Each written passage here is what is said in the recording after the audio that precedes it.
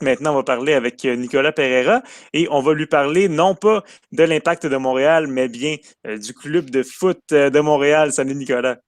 Salut les gars, oui, ben effectivement, on a eu le droit à tout un changement justement la semaine dernière, quoi qu'on on s'en doutait déjà depuis un petit bout, là, ça avait été annoncé déjà depuis longtemps qu'on souhaitait changer la marque justement du côté de l'ancien Impact et maintenant du CF Montréal.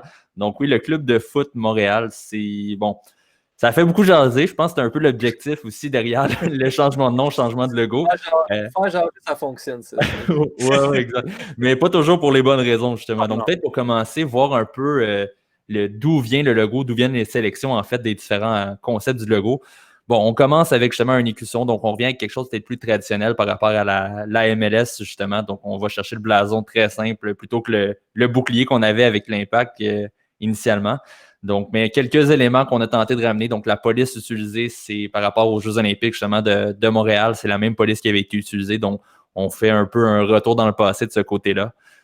Pour ce qui est du flocon qui est au centre, bon, évidemment, on a cherché à mettre les flèches du métro de Montréal et c'est aussi un symbole que tout le monde, toutes les flèches se dirigent vers le même endroit, donc tout le monde se rejoint, si on veut, à Montréal. Et on pointe justement vers des M qui font la partie centrale du logo. Bon, je ne sais pas ce que vous en pensez, vous, de votre côté, les gars, mais bon, je sais que ça a fait parler et plusieurs personnes, en fait, étaient très déçues par rapport à ce nouveau logo-là. Notons aussi, évidemment, que c'est le slogan droit devant qu'on a choisi du côté de l'Impact. Ouais, ben, comme tu le mentionnes, je pense que quand on analyse le logo sur papier, tu sais, qu'on on pense aux lignes de métro, aux flocons, les M, le fait que ça pointe dans une direction avec le slogan, je pense que tout a été bien pensé, mais le problème, c'est quand on regarde ça d'un point de vue fixe, purement visuellement, là, j'ai l'impression qu'il manque quelque chose. Il manque quelque chose sur le logo. C'est pas assez accrocheur. Je sais pas ton côté, Éloi, ce que tu en penses, mais Pour moi, c'est complètement raté. Tu sais, tu regardes ça, puis ça fait pas l'équipe de foot, là, j'allais dire soccer, l'équipe de foot de Montréal. Tu sais, tu regardes ça, il y a un de mes amis qui m'a dit, puis j'ai trouvé ça très intéressant. Quand tu penses à la neige, tu penses pas à la couleur grise nécessairement, à part pour la neige sale qu'on retrouve dans les rues montréalaises. Mais tu sais, c'est peut-être pas nécessairement le meilleur signe, là. Donc, quand je regarde ça, ça m'évoque pas vraiment le soccer, tandis que l'Impact de Montréal, c'était une identité, c'était quelque chose avec laquelle on était attaché, parce que ça faisait quand même plusieurs décennies que cette équipe-là était présente sous ce nom-là à Montréal.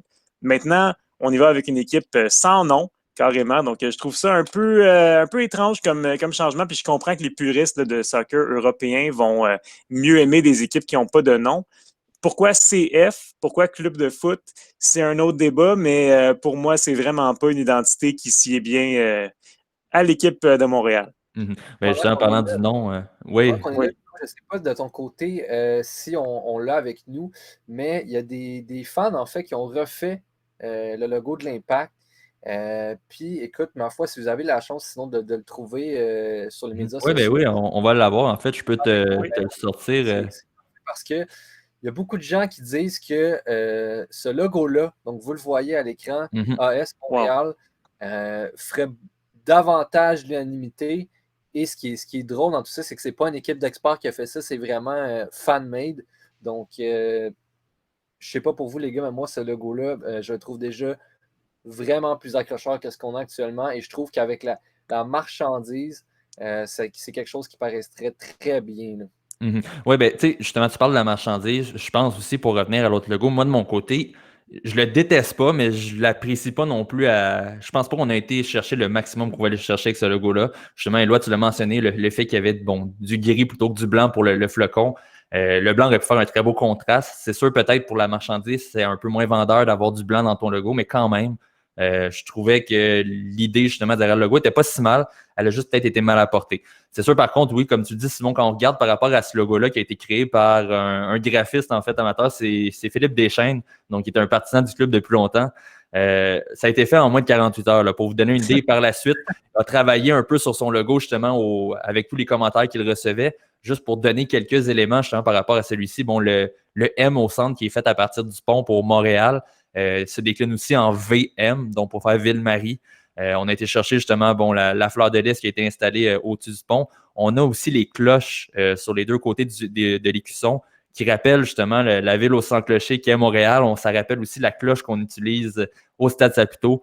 Donc, tu sais, on a vraiment été avec cette idée-là, ce concept-là amateur, on a été chercher des éléments que même le club n'a pas été chercher lui-même en près de 2 ans. On parlait de 2 ans là, pour faire ce logo-là. Je trouve qu'on a peut-être manqué un peu notre coup, sans dire que le logo est désastreux, mais c'est sûr qu'on compare à ça qui a été fait rapidement, c'est un peu décevant. Ben oui, tu me parlais tantôt là, du métro de Montréal puis de symbolique qu'on pouvait voir, mais on peut juste les voir si on cherche vraiment comme il faut dans le logo, tandis que sur les logos que tu viens de montrer de Philippe Deschênes, qui est vraiment très talentueux là, pour avoir fait ça en moins de 2 jours, on voit tout de suite là, les symboles montréalais qui sont là. On reconnaît le M, tandis que dans le logo que le CF Montréal a choisi, on ne reconnaît pas vraiment les symboles à moins de regarder vraiment vraiment de manière très pointilleuse. Donc, selon moi, c'est pas un logo réussi, tandis que les logos qui sont faits par ce partisan-là, ben ça fait le travail pour moi. Puis sinon, pour revenir, justement, tu parlais tantôt du nom. Moi, je dirais que c'est la partie que j'apprécie le moins de l'ensemble de ce qu'ils ont fait, parce que comme j'ai le logo peut me satisfaire à un certain point, surtout que je l'ai vu sur différentes marchandises comme la casquette, les chandails. C'est vrai, je leur donne, il paraît tout de même bien. Par contre, le nom Club de foot Montréal, ce qu'on a utilisé comme explication, c'est au Québec, le football, évidemment, c'est le football américain, donc on pense aux Alouettes en premier lieu. Mais tout de même, utiliser foot, je connais pas beaucoup de gens qui disent, comme justement Kevin Gilmore a dit durant sa conférence de presse, il y a peu de gens pour moi qui disent on va-tu jouer au foot. C'est rare que j'entends ça. Évidemment, certains vont le dire, dans peut-être certains quartiers de Montréal, on va le mentionner, mais la plupart des gens au Québec vont parler de soccer. Donc, le fait de justifier le choix du club en disant qu'on dit viens-tu jouer au foot, je doute un peu. Aussi, pour si on veut la traduction anglophone, ça se dit plus ou moins bien. C'est très rare qu'en anglais, on va entendre parler de foot pour parler du soccer. Donc, moi, je dirais, côté logo, là, c'est vraiment pas si mal, mais c'est vraiment côté nom que je pense, par exemple, l'idée qu'on a ici, justement, de l'AS Montréal pour Association de soccer de Montréal est très bien. Ça pourrait, à la limite, être le Montréal FC. Bon, évidemment, côté langue, ça aurait fait trop débat, donc ça explique pourquoi on n'a pas choisi ça. Mais tout de même, il y avait quelque chose de mieux à faire avec cette nouvelle campagne, si on veut, de marchandises là, du côté de l'équipe. Mais Nicolas, je mettrais un petit bémol aussi. J'ai souvent utilisé le mot foot. Mettons, on va-tu jouer au foot, des choses comme ça. Mais c'est pour aller jouer au football, encore une fois. C'est pas pour aller jouer au soccer. Au Québec, on n'utilise pas ce terme-là. Je sais pas pourquoi ils s'obstinent à essayer de forcer ça. Mais peut-être qu'on va commencer à l'utiliser maintenant, sait-on jamais. Oui, je crois qu'on va plus y aller avec le nom plus générique avec CF Montréal. Je pense que ça va être très rare qu'on va utiliser le nom complet. Mais bon, on va s'habituer, j'imagine. Évidemment, avant l'Impact, ça a été le Manic. Donc, maintenant, on était rendu habitué à l'Impact, mais j'ai bien hâte de voir comment les gens vont s'approcher, si on veut, de cette marque-là et comment on va être capable de la rendre rentable, évidemment, parce que c'est l'objectif, c'est de faire en sorte de créer une image de marque qui, éventuellement, va être vendue en grand nombre dans les marchandises. Oui, puis je pense qu'en faisant ça, en tout cas, je crois du côté du nom, c'est qu'on a peut-être voulu se rapprocher des grandes écuries européennes parce que je pense entre autres à AS Roma, le Real Madrid, CF. Bon, évidemment, on s'en tient à Real Madrid habituellement, mais le CF est quand même là dans l'image de marque sur certains maillots, dans le nom complet. Donc, peut-être qu'on essaie d'aller chercher ce côté-là plus international là, pour rapprocher les gens d'ici qui, je pense qu'il y a du monde, il y a beaucoup de gens qui s'intéressent plus au soccer européen qu'à la MLS en soi. Peut-être ça aussi qu'il faut prendre en compte. Oui, puis tu sais, veux pas. Je suis pas contre le nom générique. Ça me pose pas de problème. C'est la sélection du nom d'y aller, justement, avec surtout si on regarde toutes les équipes pratiquement populaires dans le monde, que tu parlais de l'Europe, et même dans la MLS, il n'y a aucun club que la terminaison, le terme utilisé est foot.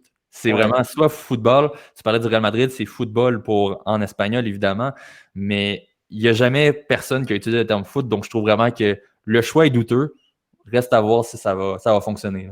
Oui, puis effectivement, on n'utilise pas tellement le terme foot au Québec en général non plus, donc c'est même pas quelque chose de culturel là, chez nous.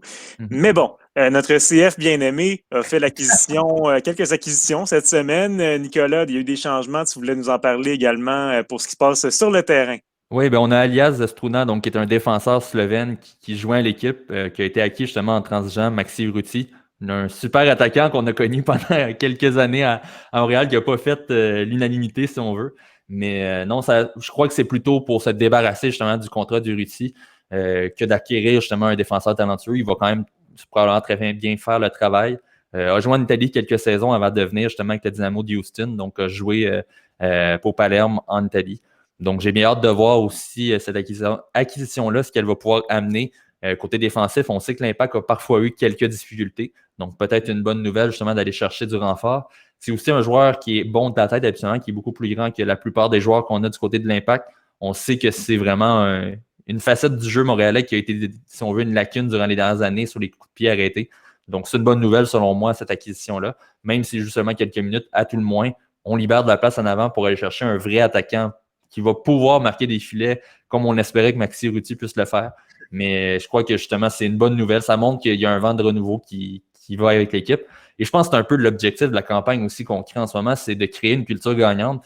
Et sans dire qu'elle va faire l'unanimité, le fait de faire ce changement-là doit s'accompagner, veut pas, de bonnes performances sur le terrain. Donc, je m'attends à ce que l'équipe dépense des sous cette année pour aller chercher des joueurs talentueux pour gagner dès maintenant et créer, si on veut, un esprit gagnant avec cette nouvelle image-là qui est le CF Montréal.